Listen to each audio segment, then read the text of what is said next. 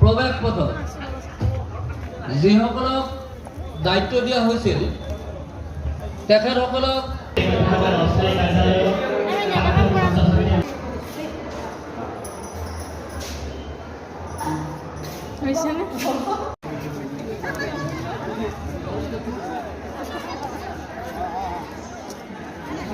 মোৰ ঘৰ দিল্লীতে মই 1982 চনত কৰিছিলোঁ আৰু মাজত কিছু বছৰ ঘৰুৱা আঁচনি শিক্ষকতা 1998 চনত এই বিদ্যালয়ৰ পৰা হায়াৰ ছেকেণ্ডেৰী পাছ কৰিছিলোঁ আৰু বৰ্তমান মই সংবাদ জগতৰ লগত জড়িত আৰু তাৰ উপৰিও মই টুৰ এণ্ড ট্ৰেভেলৰ লগতো জড়িত হৈ আছোঁ।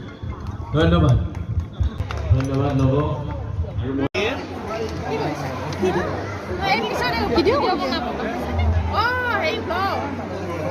লগ কৰিব নেকি?